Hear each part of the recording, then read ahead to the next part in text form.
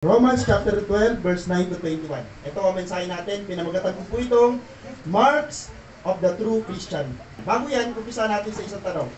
Totoo na ba talaga akong Kristiyano? Kung natanong mo na ang bagay na ito, ibig sabihin may curiosity ka sa sarili mo na Lord. Kasi sa atin sa totoo lang bilang mga Kristiyano, may mga time na yung kilos natin, questionable. Ito ba talaga kumilos ang isang Kristiyano? Ang Kristiyano ba talaga ay nagmumura pa? Ang Kristiyano ba talaga ay may mga masasama pang ginagawa? Minsan tatanungin natin ang sarili, Lord, totoo na ba talaga akong Kristiyano? Totoo, madali ma-identify kung totoo o hindi ang isang Kristiyano. Dadaanan natin lahat yan. Ngayon, nasabi dito, anong tatak o tanda ng Kristiyano na talaga na ako? O talagang Kristiyano ka na talaga? May tatak kaya? May tanda kaya na ang isang Kristiyano ay tunay na o legit na Kristiyano, genuine na Kristiyano? Yun ang ating aaralin. Bakit ko yun ang tanong? Ibang-iba na mga Kristiyano ngayon kaysa mga Kristiyano noon. Agree po ba o disagree? Ibang-iba na mga Kristiyano ngayon kaysa mga Kristiyano noon. Una, tingnan nyo ha kung paano natin i-differentiate natin. Number one, ang mga Kristiyano noon, sinasaktan. O mag-isip kayo ng Kristiyano na sinaktan sa Biblia. Sino po? Esteban. Sino pa? Pablo. Si Esteban, anong ginawa kay Esteban? Binato hanggang mamatay. Pero anong sabi ni Esteban na pareho sa sinabi ni Jesus Christ? Ama, Panginoon, huwag niyong pananagutin ang mga taong ito sa kasalanan nila. Kaya natin gawin yun. Sinasaktan ng mga Kristiyano noon. Pangalawa, dinuduraan. Parang wala na akong nakikita Kristiyano dinuduraan. Inuusig, pinagbibintangan, kinukulong ng walang kasalanan. Yun yung mga tatak Kristiyano noon. Okay? Sabi dito, binabato, at to the point ko, pinapatay. Yung mga Kristiyano noong unang panahon, pinapatay. Talagang grabe ho. Pero hindi po nawalan ng pananampalataya at pagpaparaya yung mga unang Kristiyano. Hindi nawala sa kanila. Kahit saktan, kahit usigin, duraan, o kahit anong maltrato ang gawin sa kanila, hindi nawala ang pananampalataya nila sa Diyos at pagpaparaya. Ano ang mga Kristiyano sa kasalukuyan? Ito naman ho mga Kristiyano sa ngayon. Hindi ho lahat. Ito na ho ang Kristiyano sa kasalukuyan. Yung Kristiyano na ang nananakit. Baliktad. Noong unang panahon ng mga Kristiyano sinasaktan, sa panahon natin ngayon, hindi man lahat, pero maraming Kristiyano ang nananakit. Alam niyo ba may mga Kristiyanong lalaki na pumanligaw sa mga babae? Marami. Christian daw siya, pero ang daming girlfriends. May mga tao, mga Kristiyano, mahilig manakit. Sabi ko, Lord, totoo kaya to? Totoo nangyayari. Ang dami na ngayon. May mga Kristiyano na sila yung manguusig. Paano ko ito nasasabi? Dahil ngayon, hindi pwede mong pagpareho kayong Christian, pero magkaiba pangalan ng simbahan nyo, magkaaway kayo. Ganito kayo, hindi kayo close. Kasi bakit po? Magkaibang pangalan ng church, pero parehong Jesus ang sinasampa. Manguusig yung isa doon. Isimbahan natin, ingat-ingatan natin, wag naman sana. Kung mayroon tayo mga kapatiran dati na hindi na natin kasama ngayon, wag natin usigin. Dahil hindi tatak ng Kristiyano yun. Amen po ba? Kapag manakit, marami ng Kristiyano na nanakit, nanguusig, ano ba? Pasimuno na ng gulo. May mga kilala ka bang Kristiyano na mahilig sa gulo? Hindi daw tatak Kristiyano yun. Mahilig sa gulo, wala nang pinagkaiba ang mga Kristiyano ngayon. Katulad ng patutuo natin, wala nang pinagkaiba, may mga Kristiyano na mga makamundo. Hindi na ma-identify kung talagang Christian o hindi carnal Christian. Ito ang pinakamalungkot, hindi na rin makita ang pananampalataya at pagpaparaya. Pupunta tayo sa isang senaryo. Sa buhay natin, pag may mga tinatanggal ang Diyos, alam mo hindi ka dapat malungkot. Although malulungkot ka, kasi ang realidad ng buhay pag may tinatanggal ang Diyos, ang response natin, nalulungkot tayo, nagre-rebelde tayo, pero ang pinaka-the best na response dapat natin, pag may tinatanggal si Lord sa atin, ang pinaka-the best na response, Lord, thank you! Alam mo kung bakit? Dahil tinutulungan ka ng Diyos na tanggalin ang bagahe mo para pag sumunod ka sa Kanya, wala kang bitbitin. Amen po ba? Amen po ba? Amen. Pastor, paano to tinanggal na ni Lord sa akin ang lahat? Sumunod ka na. Ay pastor, ayoko pa rin. Ikaw lang tatanggalin. Kasi bakit po, pag tinanggalan ka ng mga bagay ni Lord, tinutulungan ka ng Diyos na pag naglingkod ka sa Kanya, yun pala dapat eh. Kaya pag nag-i-evaluate ka sa sarili mo, Lord, nagdi-decrease kami, nakakantasan kami, nababawasan kami, hindi kaya Panginoon Lord, Inalagay mo ako sa straight path para paglingkod ko sa'yo, focus na ako sa'yo. Hindi kaya ganun? Kaya lang baliktad ang ating response. Pag may tinatanggal sa atin si Lord, nagtatapo tayo kay Lord, nagagalit tayo kay Lord kasi nga hindi natin alam, may malalim na mensahe ang pagtanggal ng mga bagay ng Lord sa buhay natin. Amen po ba? Kaya lang ang prayer natin, Lord, bigyan mo muna ako ng ganito. Ganito muna ang gawin mo sa akin, kaya ako maglilingkod sa iyo. Ang problema, maglilingkod ka kaya sa Panginoon pag binigay na ng Diyos lahat? Lalo kang hindi makakapaglingkod kasi marami ka ng alalahanin sa buhay. Amen po ba? Ang paglilingkod sa Diyos ay hindi bukas, ngayon. Amen po ba? Ngayon ang paglilingkod sa Diyos. Kaya meron ka o wala, maglingkod ka sa Diyos. Dahil kung maglilingkod ka sa Diyos, pag binigay na ng Diyos ang lahat, paano kung kunin ng Diyos sa panahon na naglingkod ka na? Sabi ko, Lord, meron ako ngayon na wala, tuloy-tuloy ako sa paglilingkod sa iyo. Kung may idagdag man si Lord sa buhay mo, meaning to say, kaya mo na kasing dalhin. Amen po ba? Amen po ba? Amen. Kung kayo binibigyan ngayon ng Diyos ng mga bagay na sabihin natin, Lord, financially, materially, binibigyan ka ng Lord, hindi para yan magpabigat sa iyo, kapatid, kundi para mag-glorify ang Diyos sa buhay nyo. At para ipagamit nyo sa Panginoon ng mga bagay na yan, dahil ang purpose lagi ng Panginoon, kaya tayo minumultiply para mapapurihan ng Diyos natin. Amen po ba? Purihin ng Panginoon. Palapakan nga po natin si Lord sa bagay na yan. Hallelujah. Thank you, Lord. Maraming salamat, Panginoon. So, ibang-iba na talaga mga Kristiyano ngayon. Sabi ko, Lord, huwag natin sanang hayaan na tayo ho ay magaya sa ini-illustrate natin ng mga Kristiyano dito, mga Kristiyano mapanakit. Kung ikaw ay binata, wala naman natang binata. Ay, meron binata, dalawa. Huwag na kayong manligaw ng dala-dalawa, Christian ka. Makakasakit ka kasi sa isa. Tama po ba? Paalala lang po ito, hindi ito personal. Babae, ganun din. Huwag kayong magmahal ng sobrang dami. Isa lang. Kasi nga yung isa isa nga ba? Sorry sa word. Yung isa nga, nakakainit ka ng ulo, yung maraming patama. Huwag sana mo natin mangyari yung ganun bagay. Yan. Pasok na tayo sa mensahe. Mark of the true Christian. Tandaan niyo po ang mensahe natin na Mark of the true Christian. What are the marks of the true Christian? Mayroon hong tanda ang mga tunay na Kristiyano na ito ho ang nakalimutan at maraming mga Kristiyano ang hindi alam. Buti sana kung nakalimutan mo lang. Pero kung hindi mo alam, praise the Lord, malalaman mo ngayon. Tatlo hong tanda na ang isang Kristiyano ay totoong Kristiyano sa harapan ng Panginoon. Number 1, true Christians strive to love others. Ang totoong Kristiyano ay pinagsusumakitan, pag yung word na strive, sobrang yung malalim na kahulugan ng pagsusumikap na mahalin mo yung ibang tao. Huwag lang puro sa sarili, I love myself. Pero mga tao, okay din ho, yung mga nagtatrabaho, bilan mo ang sarili mo. Okay din ho, ang mga nagtatrabaho, mahalin mo ang sarili mo. Bakit una mo mamahalin ang sarili mo? Kasi pag hindi mo minahal ang sarili mo, hindi mo mamamahal ang ibang tao. Pero kung minamahal mo ang sarili mo para sa sarili mo lang, then walang purpose. Pero kung minamahal mo ang sarili mo para mamahal mo ang ibang tao, yun ang purpose. True Christians strive to love others. Umpisa natin. Yan daw ang tatak ng isang Kristiyano. Ang tunay na Kristiyano, marunong magmahal ng ibang tao. Amen po? Magulang mo yung mamahalin natin, yung pamilya lang natin. Huwag natin yung mamahalin lang, yung mga taga-church lang. Hindi po, mamahalin mo rin. Sino kaya itong mga mamahalin natin? May specific kayo sinabi? Romans chapter 12, verse 9. Maging tunay ang inyong pagmamahalan, kasuklaman ninyo ang masama at pakaibigin ng mabuti. Grabe yung word. Pag nagmahal ka pala, kailangan may kinasusuklaman ka. Ano yung kinasusuklaman mo pag nagmahal ka? Yung masama. Kaya pala mga Kristiyano nagagalit din. Alam niyo ba ang Kristiyano, pwede ka magalit pero hindi ka magkakasala kung galit ka sa masama. Maging tunay ang inyong pagmamahalan, kasuklaman ninyo ang masama at pakaibigin ng mabuti. Kung ikaw ay magulang, kung ikaw ay may asawa, yung asawa mo may ginagawang masama at mahal mo pa rin siya, tama yun. Pero kung mahal mo ang ginagawa niyo masama, doon na nagkakamali. Tama, mahalin natin ang ating mga kaibigan, kapatid o mahal sa buhay na makasalanan, pero huwag natin mahalin yung kasalanan. Nagigets nyo? Yun yung message. Magmahalan kayo bilang magkakapatid at pahalagahan ninyo ang iba nang higit sa pagpapahalaga nila sa inyo. Yun ang una. Walang problema kung magmahalan tayo bilang isang pamilya, bilang magkakapatid. Sabi dito, magpakasipag kayo at huwag maging tamad, buong puso kayo maglingkod sa Panginoon. Sinama ang Panginoon ha. Pag nagmahal ka, isama mo ang Diyos. Okay? Mag-alala kayo dahil sa inyong pag-asa, magtiyaga kayo sa inyong kabigatian at palaging manalangin.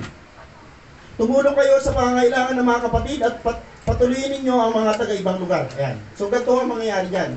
So, itong utos sa atin at itong isang illustration ng isang totoong Kristiyano, ang mga totoong Kristiyano ay nagmamahal ng mga ibang tao. Yung word na others, wala ka dyan. Tandaan natin ha, yung word na others, wala ka dyan. Labas ito sa sarili mo. At tinuturo sa atin na mga totoong Kristiyano daw nagmamahal sa ibang tao. Hindi man tao ang Diyos, pero i-consider natin siyang iba dahil hindi siya, parte natin. Tama? So number one, mong mamahalin ay ang Diyos. Yan naman ang pinakamahalagang utos. Mahalin mo ang Diyos ng buong puso, buong kaluluwa, buong pag-iisip. Wala ho dapat kulang. Ibig sabihin, buong pagkatao ang pag-ibig dapat natin sa Diyos. Madali, pastor yan. Mahal ko talaga si Lord. Praise the Lord. Madali. Pangalawa, madali pa rin. Kasi sabi dito, mahalin mo ang iyong mga kapatid. Kapatid sa pananampalataya, kapatid sa laman, mahalin mo sila. Madali. Pero ito ang pinakamahirap. Love your neighbors and your enemies. Kasi yung neighbors na ho, malawak na ho yan. Pag sinabing neighbors o kapwa yan, at siyempre sa kapwa, nakapaloob doon yung kaaway natin. Ang problema sa ating mga Christian sa panahon natin ngayon, maging totoo, maging honest lang tayo sa harapan ng Panginoon, napakahirap mahalin yung mga taong pinaaway tayo. Amen po? Pero sabi ng Biblia, yun ang pinaka-unique sa mga Kristiyano. Kaya nilang mahalin kahit kaaway nila. Kasi kung hindi natin kayang mahalin ang mga kaaway natin, wala tayong pinagkaiba sa mga tao makamundo na hindi mahal yung mga ayaw sa kanila. Sino dito may patakaran na ganito sa buhay? Kung ayaw mo sa akin, ayaw ko rin sa'yo. Baka marami tayo dito. Pastor, marami tayo. Pero hindi daw ganoon ang sabi ng Panginoon eh. Tama po ba? Parang sinasabi kasi natin, kung ayaw mo sa akin, ayaw ko rin sa'yo. Kung galit ka sa akin, galit din ako sa'yo. Wala tayong pinagkaiba sa mga tao makamundo. Christian tayo. Tinuturuan tayo ng Panginoon at totoong mga Kristiyano, nagmamahal ng mga taong hindi ka mahal-mahal at mga taong ayaw sa'yo. Take note, ang tunay daw na tatak ng isang tunay na Kristiyano, ano? Ang sabi dito? Minamahal yung ibang tao. Mahirap, tama? Ngayon i-evaluate mo, Lord, kung dito sa number 1 ay hindi ako ito, tapos na ang meeting. Pero pastor, hindi ako yan, pero pipilitin ko maging ganyan, pwede naman. Kasi ako ito, pwede ako ito number 1. Kung kayo'y mag-iibigan, makikilala ng lahat na kayo'y mga alagad ko, isang sign, at isa lang ang tinitingnan ng Panginoon sa mga alagad niya at the time, kahit sa point na ito, yung mga taong nagmamahalan, yun ang gusto ng Panginoon. Kasi sabi ng Panginoon, yan ang sign na mga alagad ko kayo, nagmamahalan. Kung kayo'y mag-iibigan, makikilala ng lahat na kayo'y mga alagad ko. Number 2, ayan, unang sign na tayo ay mga totoong Kristiyano, tayo ay nagsusumikap na mahalin ang ibang tao. Number 1 yun. Pangalawa, true Christians strive to live peaceably with all people. Ang totoong mga Kristiyano ay namumuhay ng payapa sa gitna ng mga tao. Yun daw ang mga tatak Kristiyano. Ang mga tatak ng mga totoong Kristiyano ay namumuhay ng payapa sa mga tao sa kanyang paligid. Hindi tayo dapat yung cause ng gulo o hindi tayo yung panggulo. Ayan. Romans chapter 12 verse 17b at saka 18. Sabi dito, sikapin ninyong mamuhay ng marangal sa harap ng lahat ng mga tao. Yun ang susi para mamuhay ng peaceful. Marangal na pamumuhay, hindi pangit o illegal na pamumuhay. At ang sabi dito, hanggat maaari gawin ninyo ang inyong mga kaya upang mamuhay kayo ng mapayapa kasama ng sinuman. Malinaw. Ang mga totoong Kristiyano ay namumuhay ng payapa sa gitna ng mga taong magugulo. Paano kaya yun? Paano? Ang hirap kaya mamuhay sa mga taong magugulo. Ang hirap mamuhay sa mga tao, ang payapa ng buhay mo tapos ang gulo ng paligid mo, paano magiging papayapa ang buhay mo? Pero kung ang kapayapaan mo hindi mo kinukuha sa labas, ang kapayapaan mo kinukuha mo kay Jesus, siya kasi ang tunay ho na nagbibigay ng shalom. Alam niyo yung word na shalom? Pag nakarinig kayo ng salitang shalom, peace. Siya yung Prince of Peace, si Jesus. Kaya pag sinabi sa iyo, peace be with you, or shalom, ibig sabihin, nagre-release siya ng kapayapaan, hindi kapayapaan ng sanlibutan, kundi kapayapaan nagmumula kay Jesus. So, true Christian strive to live peaceably with all people. Yan ang number 2 natin ha. Ano ibig sabihin niya Sabi doon sa una, kanina binasa natin sa Romans chapter 12. Sabi dito, living honorably. Kailangan namumuhay tayo ng marangal. At ang sabi dito, kadugtong, Idalangin ninyo ang mga umuusig sa inyo. Ito ang kadugtong kung paano mamuhay ng payapa sa bundok nito na punong-puno ng gulo. Ipanalangin ninyo ang mga umuusig sa inyo. Naniniwala ko na may mga nagpa-practice na nito. May mga umuusig na po ba sa inyo? Dahil Kristiyano kayo, it means, nakikita kasi ng mga tao, ay totoo na itong Kristiyano, uusigin ko siya para ikaw ho ay mapatunayan na talagang totoo ng Kristiyano. Pero dapat yung response mo ay kailangan angkop sa Biblia. Okay? Idalangin ninyo ang mga umuusig sa inyo, idalangin ninyo sila at huwag sumpain. Makidala kayo sa mga nagagalak at makitangis sa mga tumatangis. Alam nyo, ang in-illustrate dito, kailangan marunong tayo makiayon. Ang mga totoong Kristiyano, marunong makiayon. Pag may pumupunta sa iyong tao na mabigat ang kalooban, siyempre dadamayan mo siya. Pero hindi matatapos yung pagdamay lang, papalakasin mo siya. Ngayon, pagka may pumunta sa iyo at nagsabi sa iyo, alam mo, mahirap ang buhay ko ngayon, ang sitwasyon namin ngayon, kapatid, naranasan ko rin yan. Para bang inilalagay mo ang sarili mo doon, pero hindi ka magtatapos doon. Palakasin mo siya. Ngayon, kung siya naman ho ay nagtagumpay, huwag naman tayo, ay nanalo ka? Ano lang, champion? Parang, hindi ka masaya. Ilalapat mo yung senaryo, yung sitwasyon. Kailangan maging ganun tayo. Last, magkaisa kayo ng saloobin at huwag kayong magyabang. Sa halip ay makisama kayo kahit sa mga dukha, huwag ninyong ipalagay na kayo'y napakarunong. Okay. So ano sabi dito? Number 1, sabi dyan, living honorably, at sabi dito, living in faith. Pag inuusig tayo, ipasa Diyos na lang natin. Sabi ng Biblia, kapag ikaw ay inuusig, ipasa Diyos mo. Dahil yung umuusig sa'yo, may karapatan ng Diyos na parusahan sila. Pangalawa, living with love. Mamuhay tayo na may pag-ibig, mamuhay tayo sa pag-ibig, mamuhay tayo ng may pagpapakababa. Pinakamahirap na senaryo sa buhay kapag dumating tayo sa point na tayo ay naging mayabang. Pag hindi na si Lord ang yabang natin at ibang bagay na ang yabang natin, kaya ng Diyos tanggalin yung yabang natin. Pero kung ang Diyos ang yabang natin, hindi niya tatanggalin ang sarili niya sa atin. Amen. Kasi siya yung yabang natin. Alam niyo sabi ng Bible, ang Diyos ang ipagmalaki ng ibig magmalaki. May ipagmamalaki ako. Sino? Yung Diyos ko. Amen po ba? Sino pinagmamalaki nyo? Kung ang Diyos ang pinagmamalaki nyo, tama ang pinagmamalaki nyo. Amen no? Kasi ang Diyos ang pinaka. Lahat ng bagay na pwede mong sabihin sa Diyos na pinaka, siya naman talaga yun.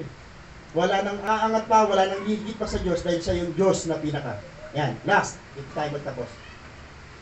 True Christian, ang sign ho na isang totoong Kristiyano, ang isang Kristiyano, true Christian strive to overcome evil. Dito tayo magtatapos. Ang totoong Kristiyano, number 1, anong sabi kanina? Sige nga po. Ang totoong Kristiyano ay nagmamahal sa ibang tao. Pangalawa, ang totoong Kristiyano, namumuhay ng payapa.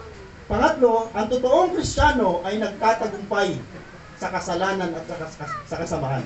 Yan. Romans chapter 12, huwag ninyong gantihan ng masama ang masama. Yan ang una, babalayan. Tingnan nyo ang sabi sa 21. Huwag kayong magpadaig sa masama, kundi daigin ninyo ng mabuti ang masama. Ang linaw. Ano? Sabi dito, pinakalas daw na sign or tanda o tatak ng isang tunay na Kristiyano, hindi siya nadadaig ng kasamaan. Hindi siya nadadaig ng kasalanan. Tandaan, nakapalibot sa atin ng kasalanan. Anytime na lalabas tayo ng simbahan, o anytime, huwag ka nang lumabas ng simbahan, may hawak ka lang na cellphone, pwede ka magkasala. Kasi ang daming kasalanan dyan. Tama po ba?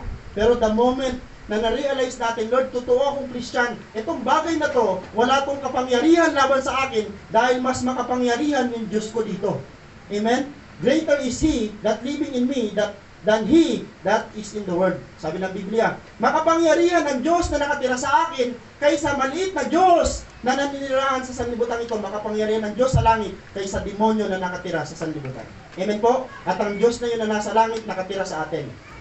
True Christian strive to overcome evil. Sabi dito, kaya sabi dito, do not seek revenge.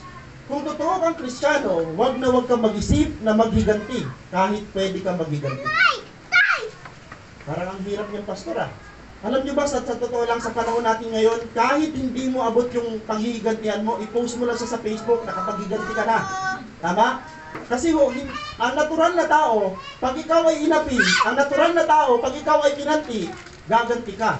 Lalabang ka, kasi bakit? Yun ang kalikasan ng tao. Ganun din tayo. Kahit hindi ka matapang, pero literal, normal kang tao, kahit hindi ka matapang, tapos nakita mo ang kalabang, kaya mo naman, lalabang ka. Pero hindi ganun ang utos sa atin ng Panginoon. Do not seek revenge. Ang sabi ng Biblia, leave it to God. Pastor, hindi ko kaya magiganti. Praise the Lord, kung hindi mo kaya magiganti, ipaghihiganti ka ng Diyos. Amen o ba? Pero sabi ng Panginoon, kung may kalaban ka, huwag ka magiganti. Sabi ng Panginoon, leave it to God. Lord, ikaw na magiganti. Mas matindi ang magiganti ang Diyos. Amen? Sabi dito, Romans chapter 12, verse 20, sa halip, kung nagugutom, ito daw ang pinaka-the best na revenge. Okay, sabi di ba ng utos kanina, huwag kayong magiganti. Pero sunod na utos, ito yung paraan ng tamang paghiganti. Ito yung tamang paghiganti. Sa halip, kung nagugutom ang iyong kaaway, ano sabi? Pakainin mo. Yun ang tamang paghiganti. Kaya natin to? Kaya mo yun? Narinig mo yung kaaway mo, kapitbahay mo, para pumatok sa pintuan mo, humihingi ng tulong, magpaparescue, ikaw may kakayanan para rescue sila, tutulungan mo kaya. Pero yun ang the best na revenge. Yun ang pinaka-the best na paghiganti. Okay?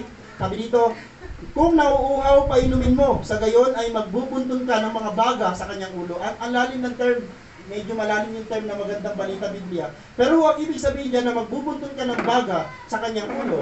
Alam niyo po bang matinding parusa yung sa kanya? Yung mga taong nilalait ka, yung mga taong inaaway ka, tapos darating ang point na walang-wala silang ibang maisip, kundi ikaw ang lapitan. Ang tinding parusa nun sa sarili nila. Kasi bakit po, yung pride nila, dinudurog sila. Tama po ba? Darating ang panahon, ikaw na inapi. Ang pinaubaya mo sa Panginoon, yung mga umapi sa'yo, darating ang panahon ha, darating ang panahon. Paano kung ilapit sila ng Diyos sa'yo at ikaw lang ang susi para mo mapatawad ng Diyos sila? Sabi dito ho, ang tunay ng mga Kristiyano ho ay pinagtatagumpayan ng kasamaan sa pamamagitan ho ng hindi paghiganti, pagpapaubaya sa Diyos, overcome evil with good. Isa lang ang paraan para ho mapagtagumpayan natin ang kasamaan. Gumawa tayo ng kabutihan. Isa lang. Pastor, may kasamaan na naiisip ako ngayon. Pastor, may kasamaan na inilalatag sa akin ngayon. Isa lang ang paraan para yung kasamaan na yan, mapagtagumpayan mo. Gawan mo ng mabuti. Overcome evil with good. Isa lang ang paraan para ho magtagumpay tayo sa kasamaan. Yung kasamaan, mag-iisip ka ng mabuti para malusaw siya. So, ganun din ho ang mga kaaway natin. Sa totoo lang ho, darating ang panahon, marirealize na mga kaaway natin, mali sila ng kaaway. Dahil sa Biblia, tinuturo sa atin, hindi mo kaaway yung tao, kaaway mo yung demonyo doon sa tao. Okay?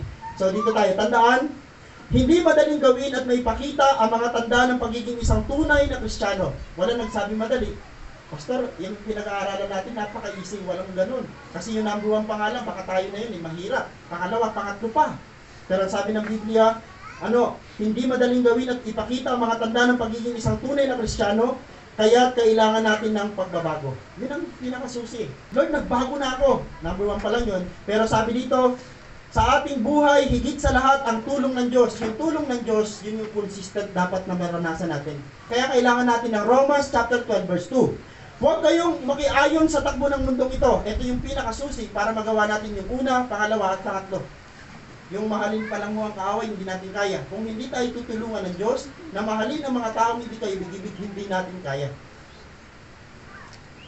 Magugulat ka, at hindi na ginawa sa yung kasalanan, at hindi na ginawa sa yung masasakit na salita, pero nakuha mo pa rin ipag-pray, hindi na kasi ikaw yun. Sino na yun? Yung Diyos sa kaloob-looban mo. Hindi mo kaya. Hindi natin kaya. Huwag kayong makiayon sa takbo ng mundong ito. Pag minura ka sa mundo, mumurahin mo rin yun sa mundo. Pag dinaya mo ako, dadayain din kita kasi yun ang mundo. Pero sa Biblia, iba. Sabi ko sa iyo, ang utos ng Panginoon sa pagpaparaya, kapag ikaw ay inabuso, pag sinampal ka sa kanan, illustration, ipasampal mo yung kaliwa, mahirap ipagawa yun. Unless tulungan ka ng Diyos, magagawa mo yun. Sabi dito, huwag kayo makiayon sa takbo ng mundong ito. Iba na talaga ho ang takbo ng mundo. Sa halip, hayaan ninyong baguhin ng Diyos ang inyong pag-iisip. Si Lord ang magbabago. Upang maunawaan ninyo ang kanyang kalooban, sa gayon, magagawa ninyo kung ano ang mabuti, kalugod-lugod at ganap na kalooban ng Diyos. Grabe. Nakapackage na po yan. Ayan. Ang hamon natin, bilang mga tunay na mga Kristiyano, mamuhay tayo sa 4 na bagay. Una, mamuhay tayo sa pag-ibig. Lord, hindi ko kaya magmahal, pero tulungan mo ako para magmahal ng mga taong hindi kayo ibig. Mamuhay tayo ho, sa pagmamahal, mamuhay tayo sa kapayapaan. Pangatlo, kabanalan. Last, dito tayo magtatapos, kapakumbabaan. Mga kapatid, bago tayo magtapos, huwag niyong kakalimutan na ang buhay ng isang Kristiyano at yung may tatak ng mga totoong Kristiyano, nagmamahal ng ibang tao. Ano pa pangalawa? Namumuhay sa kapayapaan at pangatlo, namumuhay ng nagtatagumpay sa kasamaan. Amen, amen po ba? Purihin ng Panginoon sa kanyang mensahe. Yan po ang marks of the true Christian. Sa Diyos po ang pinakmataas na papuri sa oras na ito.